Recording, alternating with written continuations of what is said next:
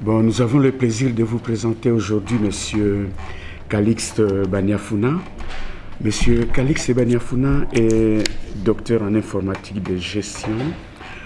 Il est diplômé donc d'État de l'Université Paris-Dauphine. Mais en dehors de sa formation, il est aussi cadre sur le plan professionnel. Il est cadre à la société Orange France. Il s'occupe spécialement de la formation du personnel de cette entreprise, de cette grande entreprise, donc Orange, qui est connue dans le monde entier puisque c'est une société internationale. Alors, en dehors de son activité professionnelle, M. Baniafuna écrit beaucoup. Je ne vous citerai que quelques livres, notamment Enfants égarés, Dans les bras d'une mère gourou, Présidentielle 2012, Ce que France veut, Afrique veut, La démocratie de l'ONU en Côte d'Ivoire, La démocratie néocoloniale de la France, etc., etc. Il y a au moins une trentaine de bouquins déjà, ce qui est quand même énorme. Donc, Monsieur Baniafuna, on peut dire que vous êtes écrivain, essayiste à vos heures de loisirs. Ben, merci beaucoup pour cet entretien. Bon, effectivement, là, vous venez de parler de l'aspect écrivain, parce que comme tout Africain qui suit l'évolution un peu de nos pays, j'ai écrit sur l'Afrique, notamment j'ai fait des analyses politiques et économiques. Et donc j'ai beaucoup publié, je continue à publier. Aujourd'hui, je suis en train donc de travailler sur le dialogue en Afrique et je pense que c'est l'objet de notre rencontre. Bon, le dialogue politique, le dialogue social, ce n'est pas le dialogue social où il y a des syndicalistes, mais c'est le politique, tous les échanges entre les partis politiques. Oui, c'est vrai qu'en dehors des élections qui interviennent en Afrique pour établir un peu le système politique, les Africains, nous avons constaté que les Africains recourent souvent au dialogue pour régler souvent les différends entre majorité au pouvoir et opposition politique. Alors, est-ce que vous pouvez catégoriser un peu les différents dialogues qui vont dans ce sens?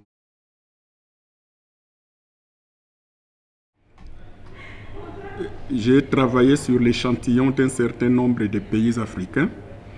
Et là, en balayant tous les dialogues qu'il y a eu dans ces pays-là, j'ai pu structurer cela en trois formes, en trois types de dialogues.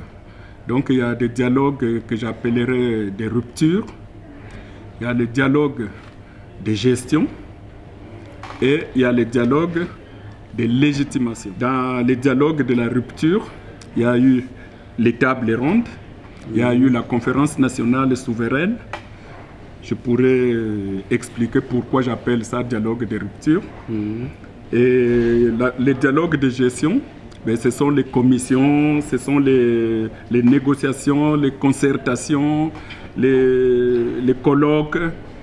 Et dans le dialogue de la légitimation, bon, il y a tout ce que les accords, les engagements, il y a même des conclaves, parce qu'il y a eu, par exemple, pour revenir sur l'exemple de la RDC, il y a eu le conclave de l'Ovanium et le conclave du Palais de la Nation. Donc, tous ces différents types de dialogues viennent presque à répétition dans plusieurs pays africains. Donc, c'est structuré en trois comme ça, mais ils sont nombreux. La RDC aujourd'hui est peut-être à la 100 et quelques, à son 100 et quelques dialogue, quoi, tu vois. Donc il y en a beaucoup.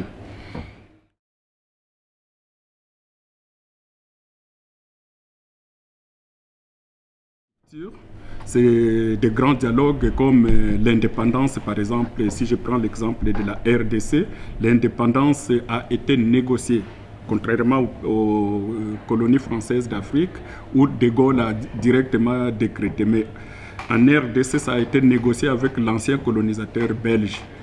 Donc, ils l'ont fait en 2 étapes.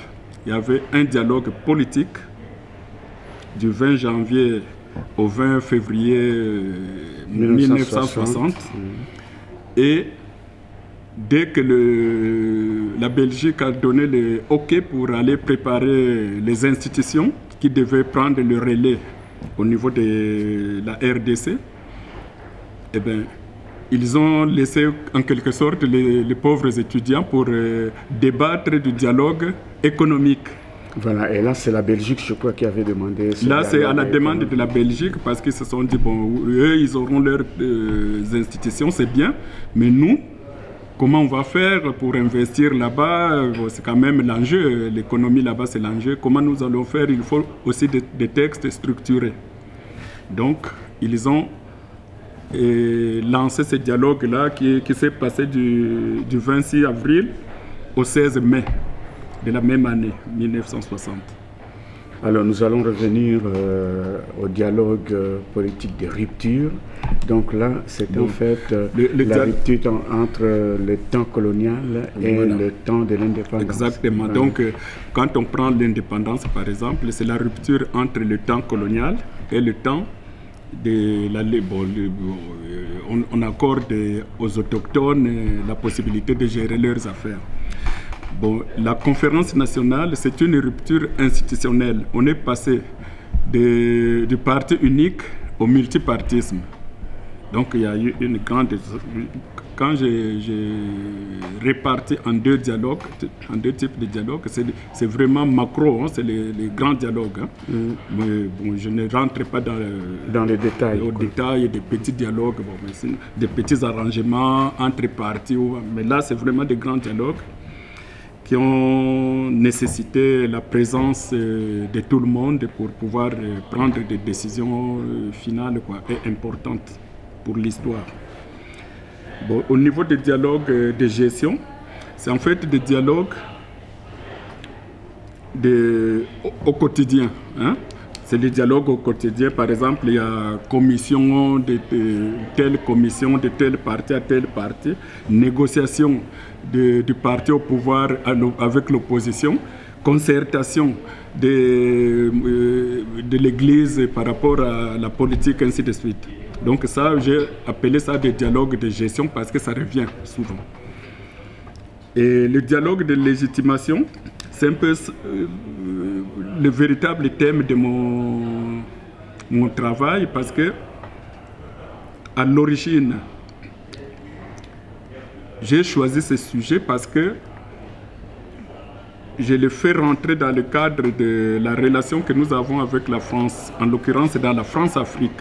Dans l'évolution de ce système-là, ils trouvent toujours moyen d'adapter le système à l'évolution de nos sociétés, des sociétés africaines. Là, ils ont bien compris qu'il y a un éveil des Africains. Et donc, par rapport à cet éveil-là, il faut l'adapter au contexte pour pouvoir maintenir leur candidat à eux au pouvoir. Donc, qu'est-ce qu'ils font? Ben, les élections, ils savent bien que les élections sont toujours fraudées. Hein?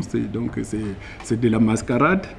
Et pour apaiser l'opposition, eh ben, ils demandent de faire le dialogue. On leur conseille quoi, de dialoguer. À force maintenant de dialoguer. Et comme ce dialogue-là n'a jamais rien donné, l'opposition aussi a compris les jeux pour aller à la mangeoire. Donc eux aussi, aujourd'hui, sont rentrés dans les jeux du dialogue. Donc en finale, ces dialogues-là servent plus aujourd'hui pour se partager le pouvoir que pour vraiment avancer dans le contexte de la démocratie. Alors, Calixte Baniafuna, est-ce qu'on ne peut pas dire que ces dialogues sont souvent institués parce que les Africains respectent difficilement les constitutions qui se sont données eux-mêmes. Exactement, c'est ça. Donc, aujourd'hui, vous pouvez signer tous les accords que vous voulez, mais à partir du moment où l'intérêt de chacun va en contradiction avec l'accord en commun, eh bien, les dialogues, il y a eu beaucoup d'alliances qui se sont tissées, par exemple au Togo, entre l'opposition et le pouvoir en place. Mais c'est toujours le pouvoir en place qui remporte parce qu'au final, l'opposition finit toujours par aller à la mangeoire, aller s'aligner. Donc finalement, du moment où la France-Afrique a compris que l'opposition s'intéresse aussi à ça, eh bien, le système marche très bien. Donc il continue maintenant, dès qu'il y a la moindre contradiction au Congo-Brazzaville, quand la France a voulu maintenir Sassou au pouvoir, bon, ils lui ont demandé de faire un référendum, changer la constitution. On sait que les Congolais vont bouder, ils vont contester. Eh bien, tu appelleras au dialogue. Donc là-bas aussi, il y a beaucoup de dialogues, moindre contradiction, moindre non-respect de la loi ou de la constitution, mais il appelle au dialogue. Donc sous Sassou, par exemple, il y a beaucoup de dialogues qui se sont faits dans les villages. Il les a amenés à Kinkala, il les a amenés à Dolizy, il les a amenés à Infondo, partout, pour ficeler son pouvoir. Et ça, c'est vraiment devenu général. Au Gabon, pareil. Quand Ali Bongo était contesté, la France lui a demandé d'interpeller l'opposition pour faire le dialogue. Donc, tous ces pays-là que j'ai pris en échantillon, il y a la RDC, le Congo-Brazza, j'ai pris le Cameroun, j'ai pris le Togo, j'ai pris le Tchad, j'ai pris le Gabon. Tous ces pays-là sont aujourd'hui, en fait, là où il y a des dictateurs vraiment inamovibles, quoi, hein. Et tous ces pays-là ont une liste aujourd'hui incontrôlée de dialogues. Mais c'est juste pour ces jeux de pouvoir, quoi. Alors, en présentant ces dialogues, on a l'impression que certains dirigeants africains, pour ne pas vraiment généraliser, oublient l'intérêt général, l'intérêt de l'ensemble des citoyens au profit de leur intérêt personnel, puisque vous avez semblé dire qu'ils oublient un peu l'intérêt général, mais ils vont à la mangeoire, c'est-à-dire pour leur satisfaction personnelle d'abord. Ah ben, je pense que le mot n'est pas inventé par moi. Aujourd'hui, quand on parle de partis politiques, tout de suite, on les appelle maintenant partis alimentaires. Je pense que c'est Tshisekedi qui avait même lancé ça, que c'est des partis alimentaires. Donc, quand tu vas à Kinshasa, il y a, en RDC aujourd'hui, il y a plus de 500 partis. Presque quelques parcelles après, chacun a son parti, chaque clan a son parti, chaque famille a son parti. Mais en fait, c'est un moyen d'aller vers la mangeoire. Donc tout ce qui s'est fait au niveau des dialogues là, c'est des intérêts personnels, il n'y a pas de secret pour ça. Alors revenons un peu à... Vous n'avez pas cité la Côte d'Ivoire, ni le Cameroun. Je n'ai pas cité la Côte d'Ivoire parce que je ne suis pas rentré dans le développement pays par pays. La Côte d'Ivoire, c'est même là où est né. C'est là où la France a compris qu'il faut incorporer le dialogue dans le système France-Afrique. Quand ils ont déplacé la classe politique ivoirienne pour tenir le dialogue à Marcoussis, c'est-à-dire en France, ben, ils ont monté, disons, un dossier qui était favorable au candidat qu'ils voulaient. Parce qu'à l'époque, personne, pour nous qui analysons, qui suivons les choses, on savait, hein, la rébellion qu'on a plaquée sur Laurent Gbagbo, on savait d'où ça venait. On savait le travail que Ouattara faisait ici en France. Mais on les a entraînés dans un dialogue au niveau de la Côte d'Ivoire avant l'arrestation de Gbagbo. Il y a eu peut-être une cinquantaine de dialogues qui se sont passés d'abord en France, ensuite en Afrique. Et quand ils ont vu que ce dialogue-là ne donnait rien parce que Laurent Gbagbo tenait bon, eh bien, ils ont été obligés d'utiliser la force pour brouiller la carte. Et puis voilà. Mais malheureusement, quand c'est comme ça, c'est le peuple qui est déchiré. Aujourd'hui, la réconciliation en Côte d'Ivoire, c'est un vain mot. Ils ne sont pas réconciliés. Et dans tous les dialogues là, les dialogues qui ont été suivis de guerre, ils ont voulu copier les modèles sud-africains. Et comment tu appelles ça, vérité, justice et réconciliation. Bon, vérité, justice et réconciliation, mais en fait, c'est pour copier. La Côte d'Ivoire a institué ça, le Togo a institué, mais ça n'a jamais rien donné. Ça n'a jamais rien donné, les gens restent toujours déchirés. Donc aujourd'hui, bon, ça, j'arriverai à la conclusion pour dire à peu près quel chantier, quelle démarche ces pays doivent entreprendre pour ne plus tomber dans ces panneaux-là. Parce que de la manière dont ça se passe aujourd'hui, ce n'est qu'un panneau.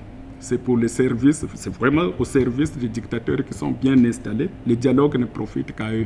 Et puis à tous ceux qui veulent aller à la mangeoire. Alors si on passait au dialogue de gestion, alors comment vous développez ça? Comment vous analysez ça? Ben, le dialogue de gestion, c'est...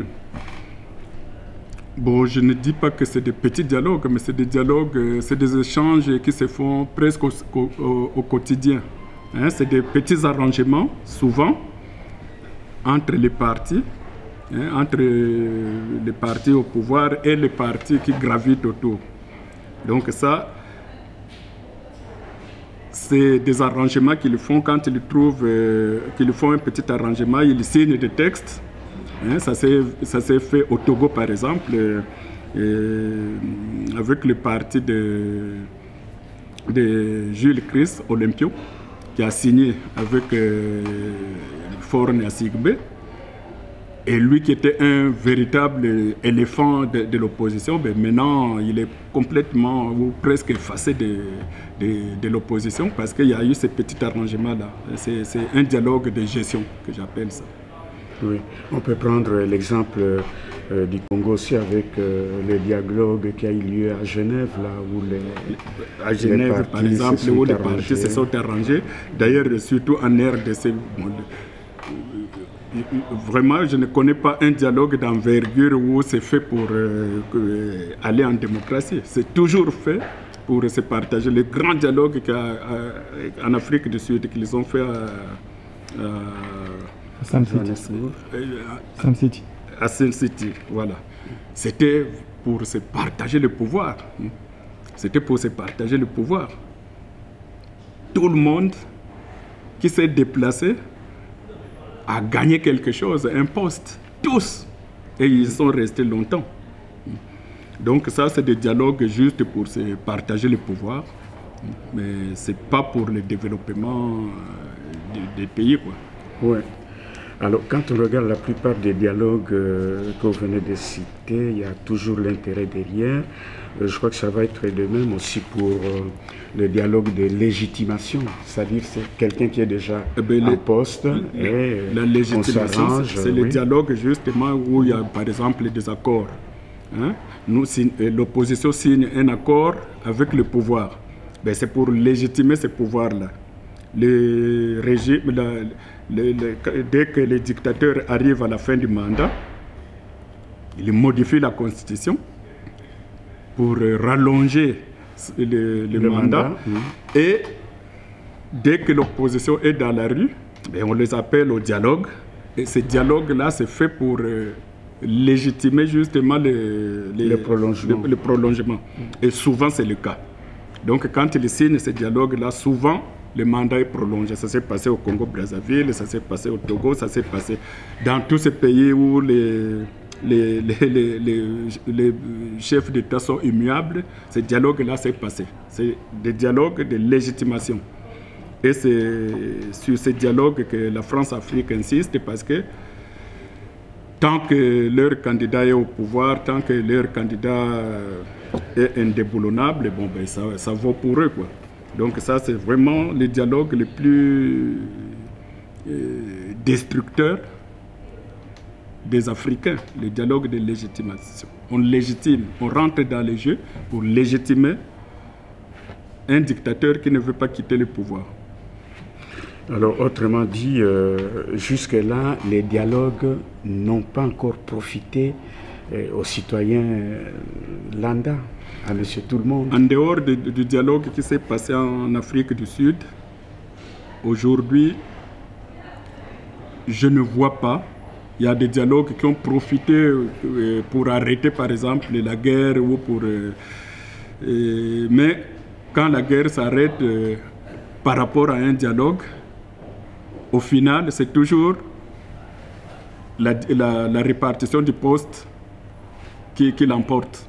Hein? Donc, c'est jamais un dialogue qui s'arrête pour le bien du peuple, quoi.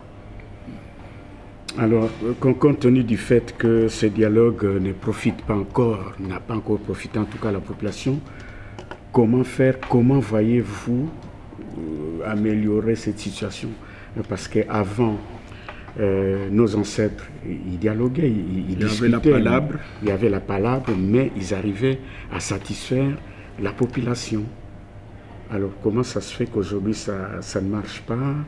Et comment faire pour que ça marche? En tout cas, aujourd'hui, c'est le nœud du problème. Si seulement il y avait un camp qui voulait de ce dialogue et un autre qui ne voulait pas de ce dialogue, on pouvait dire, bon, ben, écoutez, la solution est là, on va mettre tous les dés sur la table et puis on se peut. Mais aujourd'hui, le dialogue profite aussi bien aux gens qui sont au pouvoir qu'aux opposants. Donc, je ne sais pas, c'est peut-être une révolution seulement populaire qui peut faire qu'on sorte de ce genre de dialogue. C'est un peu comme, c'est pas un peu comme ça se passe un peu dans tous les pays où quand la population prend son pouvoir, quand le peuple prend son pouvoir, on redéfinit les enjeux, c'est peut-être par là que nous sortirons. Mais aujourd'hui, avec le dialogue politique tel que ça se passe là, nous sommes encore partis pour un siècle de domination. Voilà, donc on a l'impression que le dialogue en fait disqualifie l'homme politique africain, qu'il soit de l'opposition ou de la majorité. Mais c'est évident. Parce que de chaque côté, il ne pense qu'à la mangeoire. Je ne vois pas beaucoup de démentis là-dessus, hein, c'est évident. Tous les dialogues se sont terminés comme ça. Voilà. Il y a un qui a voulu résister à ce genre de dialogue, qui a dit niet, ce n'est pas notre dialogue, ça ne nous ressemble pas. Mais vous avez vu là où il se trouve aujourd'hui, à la CPI. Donc, c'est pour vous dire que ce genre de dialogue, ce n'est pas des dialogues des Africains, mais c'est des dialogues qui rentrent dans le système occidental, le système de la France-Afrique. Et donc, pour en sortir, il faut vraiment une révolution. Je pense que c'est le mot. Il faut une révolution du peuple pour en sortir. Oui. Bon, Calixte Baniafuna, vous parlez de la révolution. Et souvent, quand on entend le mot révolution, on pense à la violence. Ça peut entraîner encore des tueries, des émigrations de populations. Est-ce qu'on peut aussi, on ne peut pas envisager aussi le dialogue qui aboutirait vraiment au respect de la Constitution? Ou alors faudra-t-il peut-être réformer les constitutions pour que ça ne soit pas une copie des constitutions occidentales comme ça s'est fait jusqu'aujourd'hui, et adapter des constitutions par rapport à la façon dont la justice ou la politique se faisait en Afrique dans le temps? Mais moi, je suis originaire, enfin, je viens d'un pays qui qui a réussi ce dialogue-là sans effusion de sang. Je pense que la conférence nationale de Brazzaville, du Congo-Brazzaville en 1992, c'est l'une des meilleures qui ont réussi après la conférence du Bénin. Il n'y a pas eu d'effusion de sang, tout a été fait normalement. Et comme je viens d'expliquer que les intérêts des uns des autres n'étant pas étant menacés plutôt, il y en a qui sont revenus ici en France et qui ont préparé le retour par les armes, qui ont déclenché la guerre. Puis cette conférence-là qui s'est passée vraiment en douceur, il n'y avait aucune effusion de sang. Et les institutions étaient installées démocratiquement. Pour une fois dans ces pays, tous les élus étaient vraiment élus officiellement et normalement avec toute la transparence. Malheureusement, eh bien, ça a été récupéré, ça a été remis en cause et on est retombé au point, à la case de départ, quoi.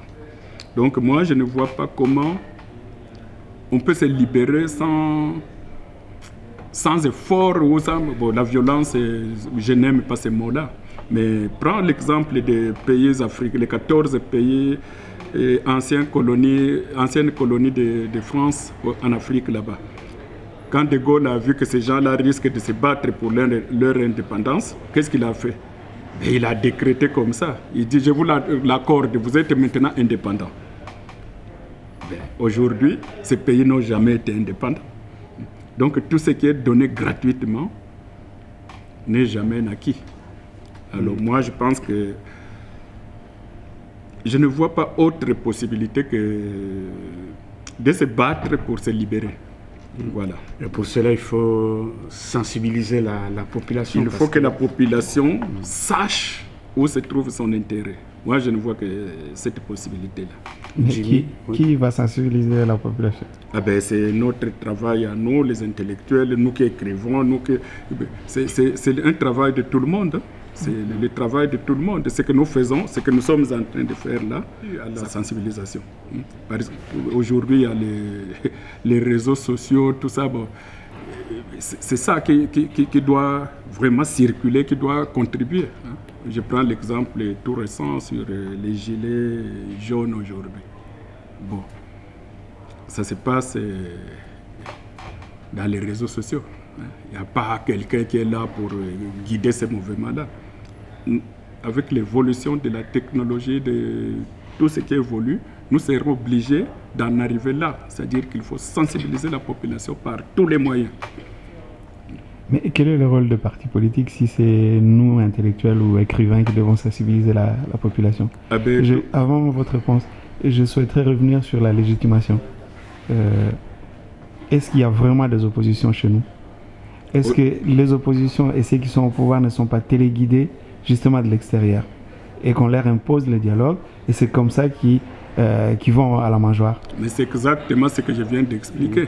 Aujourd'hui, s'il y a un qui émerge, ils viennent avec toute la volonté vraiment de s'opposer. Hein. Ce n'est pas tous qui se réveillent comme ça pour dire « bon, moi je vais à la mangeoire ». Non, il y a des gens qui sont vraiment volontaires, qui se disent « bon, je m'oppose à ça ».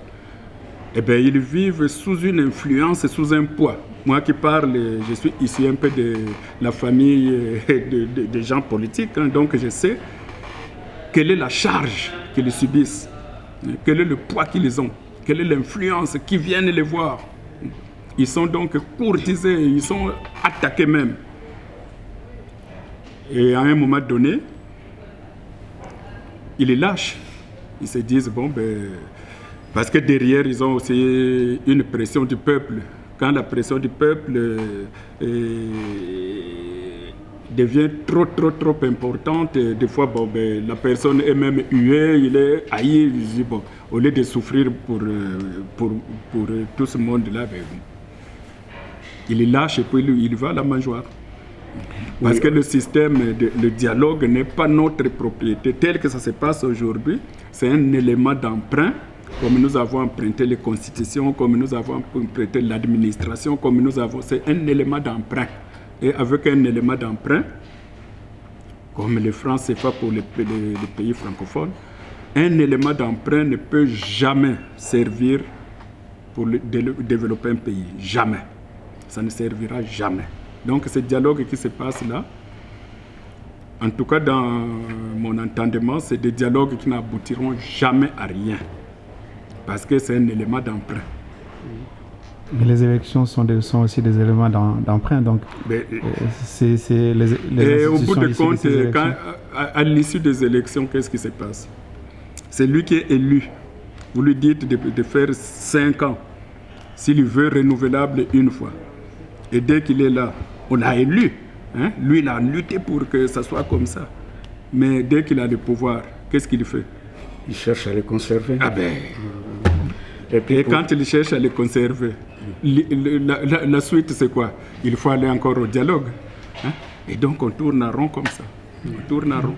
Donc aujourd'hui, il faut vraiment une prise de conscience. Et il faut que les Africains vraiment prennent leur situation en main, qu'ils prennent conscience de la gravité des choses, qu'on sorte de l'égoïsme, hein, de l'individualisme, de l'égoïsme, parce que ça c'est l'égoïsme.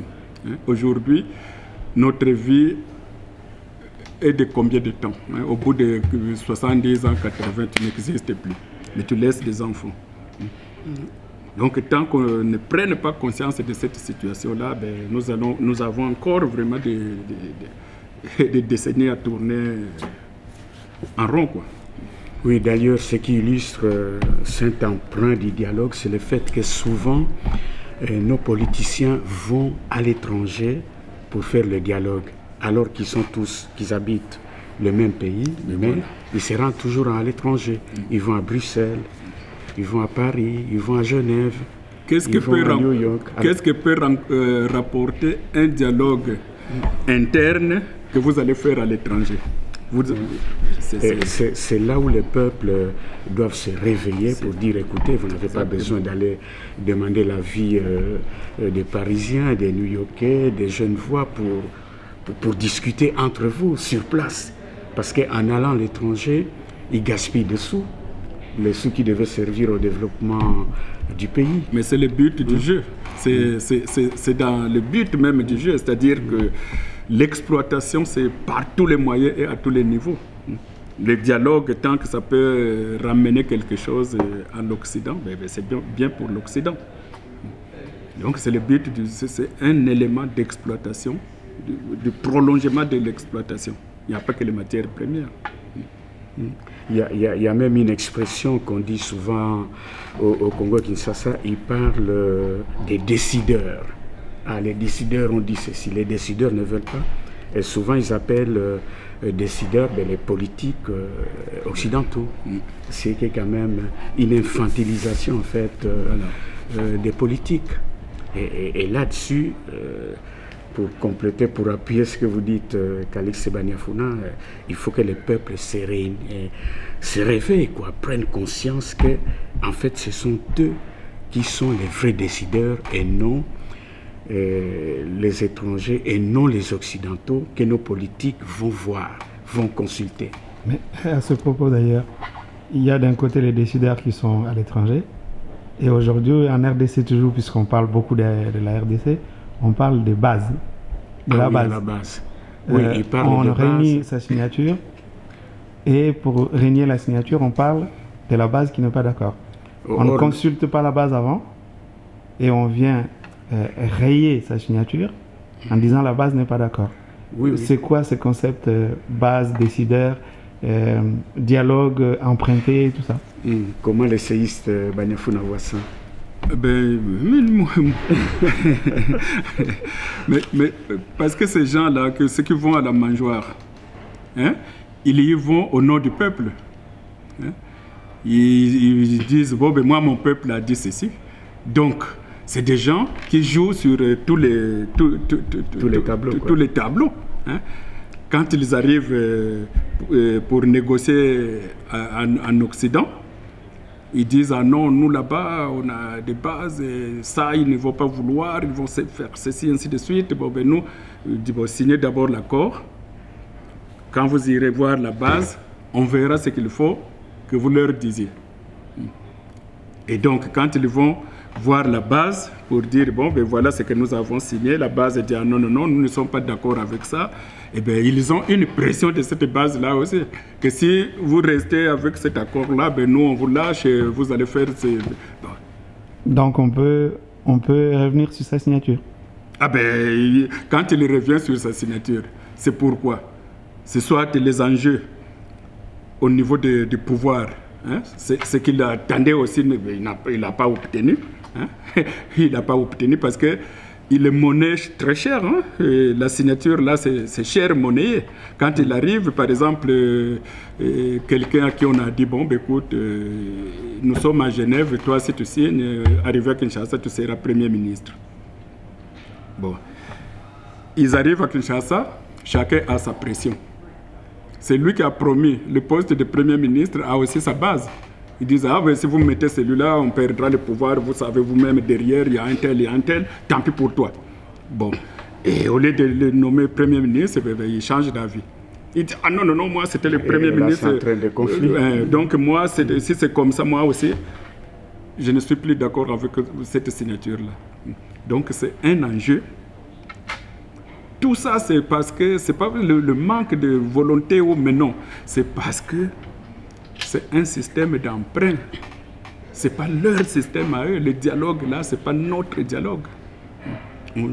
C'est tenu par quelqu'un qui sait pourquoi, où est-ce qu'il va avec, quels sont les instruments et tout. Il ne maîtrise rien. J'ai parlé de la conférence nationale de Congo-Brazzaville. C'est le seul dialogue depuis ma naissance qui s'est passé sous mes yeux sans intervention extérieure. Et c'est le seul qui a réussi. Il n'y avait aucun élément. Il n'y avait même pas de médiateur qui venait de... Au Bénin, ça a réussi aussi, non? Mais parce que vous avez vu des Français se mêler à la conférence du Bénin? Non. Ben alors, donc ce sont les seuls dialogues où il n'y avait aucun intermédiaire externe, ça marchait. Le PCT n'accepte pas les mesures de provocation, d'intimidation. Vous avez balayé totalement. Un gigantesque déballage. La conférence nationale devait se tenir 15 jours. Elle a duré plus de 3 mois. 1200 participants, plus de 67 partis politiques, 134 associations. Pour diriger les débats, un ecclésiastique, Monseigneur Kombo. Au programme, un projet de constitution, un calendrier électoral, une loi sur la presse, bref, l'accession à la démocratie. Nul n'est épargné, les anciens responsables sont dans la salle. Une psychothérapie nationale où les ministres doivent demander la parole, où d'anciens dignitaires pleurent, où les politiques sont sommés de s'expliquer. Alors je crois qu'il faut absolument cesser avec ces méthodes. Et tout ce qui se dit ici est archi faux. Principale cible, le président Sassou Nguesso, la police politique, l'armée qui, malgré les vives attaques dont elle fait l'objet, n'intervient pas. Nous pensions que nous ne devrions pas aller à la conférence en trichant, à la démocratie en trichant. Mais s'il y avait, disons, des tendances, des velléités de pouvoir profiter de la conférence pour s'emparer du pouvoir par la force, l'armée aurait réagi. Comment vous expliquez psychologiquement ou culturellement que l'armée congolaise ait décidé d'emblée de jouer le jeu, ce qui n'a pas été le cas au Mali ou dans d'autres pays africains? J'avoue qu'il faut qu'il y ait de la volonté, l'armée a des dirigeants, il faut qu'il y ait une volonté ferme de la part de ces dirigeants d'aller vers la démocratie. Et puis la démocratie en Afrique, vous savez, c'est à un moment donné, on l'a senti comme une nécessité. Et puis on n'avait pas de choix. Après ce qui était arrivé dans les pays de l'Est, il fallait bien aller vers cette démocratie. Mais y aller sincèrement, jouer le jeu comme on dit. Lorsqu'on veut vérifier si un cadre a détourné, monseigneur, le Congo vit tout entier au rythme de ses états généraux. Dès les premières heures, la journée continue a été instaurée pour que les Congolais puissent suivre en direct leur histoire. À chaque coin de rue, on entend crépiter les radios, tandis que des haut-parleurs diffusent en permanence dans toute la ville les débats. À 3 jours de sa clôture, la conférence nationale s'apprête à nommer un Premier ministre. Il sera chargé d'assurer la transition démocratique et le bon déroulement des futures élections. Après 4 tours de scrutin, le nom du Premier ministre est connu.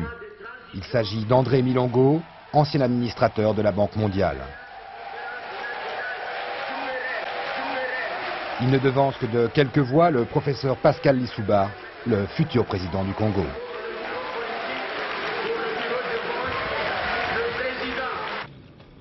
Le général Sassou Nguesso s'incline. Il reste le président du Congo, mais perd d'un seul coup tous ses pouvoirs. Devant la conférence nationale réunie, il est contraint d'échanger le drapeau marxiste contre les couleurs vertes, jaunes et rouges de l'indépendance. Vous échangez le drapeau marxiste contre le drapeau qui était le drapeau de l'indépendance. À ce moment-là, quel est votre état d'esprit? Bon, drapeau marxiste, c'est vous qui le dites. Alors je vais reprendre ma question.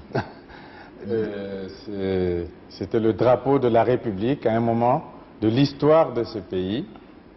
Et les changements voulus par le peuple ont engagé le pays dans cette direction et il était normal que la volonté de ceux qui étaient censés représenter le peuple soit respectée.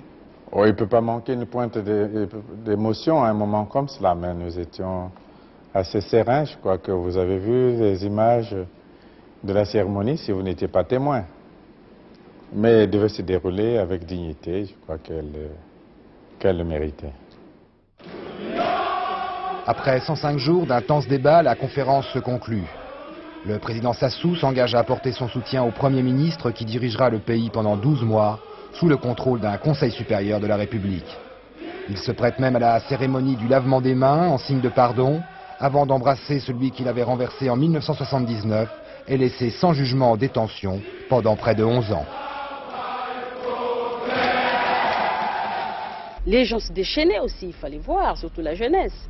Ils s'attaquaient aux personnes d'un certain âge, surtout une catégorie de personnes, ceux qui se disaient marxistes surtout en général. Et il y avait ce qu'on appelait les scuds. Oui, mais les scuds... C'était quoi les scuds? Les scuds, c'est chaque fois que par exemple vous attaquez un ministre, vous attaquez le président de la République sur le plan financier. Le scud, c'est en fait les choses qui ne se disaient pas, mais qui se disaient pour la première fois. Ce qui fait que les gens étaient tous accrochés à la radio. Tout le monde regardait, suivait et tout. Ça faisait vraiment partie intégrante de la vie courante de tous les jours. Et les commentaires, selon que l'un ou l'autre avait donné des scuds ou pas des scuds. Donc c'était vraiment... c'était un petit peu comme si c'était un film permanent que chacun essayait de vivre. Donc nous devons réfléchir, nous devons repartir de la peau, parce que la palabre s'est passée comme ça. On se réunissait au Mbongi. Et le Mbongi, chacun avait le droit à la parole, chacun dit de quoi il souffre et tout ça. Moi, je suis un peu émerveillé de voir un peu les gilets jaunes ici en France, comment ça se passe aujourd'hui en France. Parce que chacun dit ce qu'il veut. Mais comme là, ils ont compris que si chacun reste comme ça, donc il faut structurer rapidement le mouvement. Et quand le mouvement est structuré, il le récupère. Donc c'est le même dialogue qu'ils ont imposé en Afrique. C'est-à-dire que dès que vous rentrez dans ce dialogue-là, vous rentrez dans le jeu. Autrement dit, je crois que les peuples africains doivent établir un droit d'inventaire. C'est-à-dire, quand vous élisez un député, quand vous élisez n'importe quel... élu, il faut le contrôler après. Il faut qu'il rende compte sur ce qu'il avait promis pendant la campagne électorale. C'est Jacques Chirac qui disait que la promesse n'engage que c'est lui à qui on l'a fait. Voilà. Et donc quand un homme politique vient promettre des tas de choses, ça ne l'engage pas lui, ça engage que vous qui acceptez les promesses. Voilà. Alors comment vous pouvez contrôler quelqu'un que vous voulez bien écouter alors que vous savez bien que ces promesses sont creuses? Autrement dit, il faut qu'ils apprennent aussi à contredire certaines promesses. Pendant que quand c'est irréaliste, comment est-ce qu'on peut accepter des promesses qu'on ne peut pas réaliser? Et cette personne-là, vous les sanctionnez. Et comment vous les sanctionnez? En ne les votant pas. Si déjà au départ, pendant sa campagne, ces promesses ne sont pas crédibles ou sont irréalisables, ben, vous le sanctionnez en lui refusant votre bulletin. Mais aujourd'hui, vous avez dit au départ, que la plupart des élections sont truquées. Bon. Donc, quelque part, si on conteste... L'urne, là, ce n'est pas des urnes transparentes. Hein?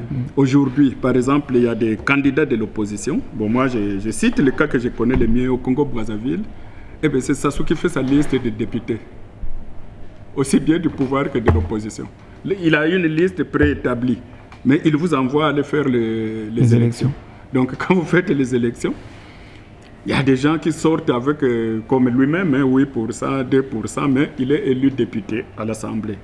Bon, un homme comme ça, qu'est-ce que vous voulez qu'il aille défendre à l'Assemblée? Qu'est-ce que vous voulez? Donc, c'est vraiment un système aussi dur que le colonialisme, parce que ce système-là fait très, pas plus dur mal. Parce qu'on nous donne l'impression qu'on a notre destin en main, alors qu'en réalité, on ne l'a jamais eu. On n'a jamais eu. On n'a jamais eu le destin en main, parce que sincèrement, je discute avec des compatriotes africains. Ah non, il faut qu'on aille au dialogue. Je dis, bon, tu as quels éléments, tu vas organiser ton dialogue comment? Il y en a même qui vont plus loin. Ah, il faut que ça se fasse en France. Le dialogue là doit se faire en France comme les Ivoiriens ont fait. Mais les Ivoiriens ont fait aujourd'hui sur le terrain, qu'est-ce que ça a donné? Ça donne quoi aujourd'hui? Donc tu vois vraiment des intellectuels qui se battent là. Il faut que ça se passe à l'étranger. Il faut que la communauté internationale... Mais qu'est-ce que la communauté internationale par rapport à la France ou par rapport aux États-Unis ou par rapport... C'est quoi la communauté internationale? C'est l'intérêt de chaque puissance, selon son précaré. Donc c'est à l'Afrique, c'est aux Africains. C'est aux Africains et tout ne peut être fait, inventé et réalisé que par les Africains, quel qu'en soit le prix. Je dis bien quel qu'en soit le prix, parce qu'on ne peut pas négocier une liberté, on ne l'aura jamais. On ne peut pas négocier une indépendance, on ne l'aura jamais. Il faut arracher.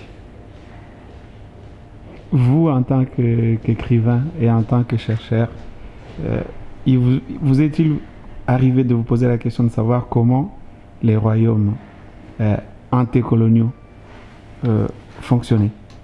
Parce que, de mon point de vue, je ne sais pas si je me trompe, mais il n'y a pas eu de guerre, entre le royaume Congo et le royaume Cuba, par exemple, le royaume Congo et le royaume Anamongo. Comment ces royaumes-là ont pu fonctionner sans qu'il n'y ait de guerre aussi importante? Eh bien, à l'époque, il y avait la palabre. C'était un problème de communauté. C'est-à-dire que quand une communauté a un problème contre une autre communauté, les deux communautés se retrouvaient. Il n'y avait pas de guerre comme ça. Bon, non. Les deux communautés, les guerres ont commencé quand l'Occident nous a apporté ce qu'il fallait pour bousiller l'autre, ainsi de suite. Mais on se retrouvait, ça pouvait durer des jours, des semaines, des mois, même des années. Ils arrivaient toujours à trouver un accord. Toujours. Donc, au temps des royaumes, il n'y avait pas le dialogue tel que ça se passe aujourd'hui. Il y avait la palabre africaine qui était en jeu. Il y avait la palabre africaine. Alors pourquoi on ne revient pas à la palabre africaine? Pourquoi on se laisse imposer des dialogues qui viennent d'ailleurs? Eh bien, c'est ma problématique aujourd'hui. Je travaille sur le sujet pour en arriver là. Mais si tu vas dire ça dans une conférence, je ne sais pas, à l'ONU ou n'importe où, de qui ne doit-on pas te traiter? Hein? Parce que c'est pas là où ça se décide ou là où ça s'invente que tu vas pour aller encore me dire, bon, ben, nous, on va faire ça à l'africaine. Il y en a qui ont dit ça. Les Lumumba n'ont pas voulu que les conférences là se passent en Belgique. Les Sankara n'ont pas voulu que les conférences là se passent à Paris. Mais donc, quand tu vas te plaindre auprès de ton persécuteur, il va te faire quoi? tu es la victime, tu vas te plaindre face à ton bourreau. Le bourreau va faire quoi? Ah oui, j'ai pitié vraiment, maintenant, bon, tu dois plus souffrir, c'est ça? Face aux intérêts, en fait, le bourreau défend ses intérêts. Toujours. Donc, les grandes puissances défendent leurs intérêts. Tout doit se passer. C'est aux Africains à défendre leurs intérêts. Tout doit se passer en Afrique et par les Africains. C'est les grands problèmes qui se posent. C'est tout. Oui. Parce que même l'ONU, bon, aujourd'hui c'est l'anniversaire de la Déclaration des droits de l'homme, mais tout le monde ne jouit pas des mêmes droits. La preuve est que ce sont les grandes puissances qui imposent leurs droits à eux. Donc, c'est aux Africains à réglementer leurs problèmes, à régler leurs problèmes, à dire, écoutez, nous, on ne vient pas vous donner des ordres pour vous dire comment fonctionner. Donc, c'est à eux à savoir quoi faire pour que leur pays marche. Moi, je pense que l'Afrique, et là, je vais terminer par là, pour répondre aussi à la question qui m'est posée de savoir comment... Je pense que l'Africain doit repartir dans ce fin fond de village. Il doit rechercher le chef de village, il doit reconstituer le Mbongi, comme on dit chez nous. Il doit reconstituer le Mbongi. Où justement tout le monde se retrouvait pour débattre de tous les problèmes. De quelle que soit la nature du problème, on les débattait là.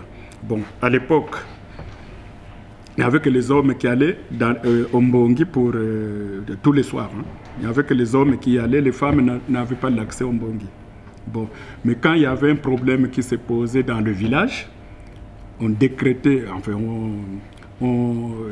quelqu'un portait plainte au chef du village et le chef du village réunissait tous les villages au Mbongi là, mais un dimanche par exemple. C'est la seule fois, la seule occasion où les femmes avaient l'accès à cet endroit-là. Et ils avaient leur mot à dire. Et chacun avait son mot à dire. Mais ce n'était pas pour punir ni pour condamner. C'était pour trouver une solution amiable. Personne n'était sanctionné, personne n'était puni. Quand vous entendez, dans l'introduction de mon livre, j'ai d'abord expliqué ce que c'était que la palabre et le Mbongi, comment ça se passait. Donc nous devons repartir. Aujourd'hui, par exemple, je prends un cas bête et simple, un chef d'État congolais, qui est bien entouré de son clan, de sa famille, et puis des directeurs d'entreprise, ainsi de suite. Bon. Si M. Nzunga est directeur de telle société, il détourne l'argent, et que l'État dise, bon, écoute, M. Nzunga, tu as détourné tant. On repart à la source dans son village natal, on voit sa famille pour dire, bon, ben voilà, il a détourné tant. Qu'est-ce que nous devons faire pour récupérer l'argent ou bien pour... Il faut qu'on remette chacun à ses origines. Il faut que le débat reparte au village, dans les Mbongi. Sinon, on ne s'en sortira pas. Ce n'est pas à Genève. Mais le débat doit rester un débat national. National. On ne repartira peut-être pas dans l'archaïsme pour dire que non, on fait comme les ancêtres faisaient. Mais on tient aussi compte des évolutions. Ici, ils ont fait évoluer beaucoup de choses. Ils suivent l'évolution, mais en gardant la racine de leur culture, en gardant tout ce qu'ils ont acquis. Donc nous devons évoluer, la palabre, le Mbongi, tout ça, on peut les évoluer en tenant compte de l'évolution. Moi, je n'ai pas demandé qu'on soit des primitifs ou des barbares, ou non. On évolue avec les moyens. Parce que tant que nous suivrons derrière comment eux, ils ont fait pour en arriver là, on ne les attrapera jamais. Nous serons toujours des éternels suiveurs derrière. Donc nous devons nous aussi inventer nos chemins. Ce n'est pas parce qu'ils sont passés par un long chemin comme ça que nous aussi nous devons suivre ces chemins-là. On peut prendre nos raccourcis. À notre façon, à notre manière, on peut prendre des raccourcis et puis trouver nos solutions.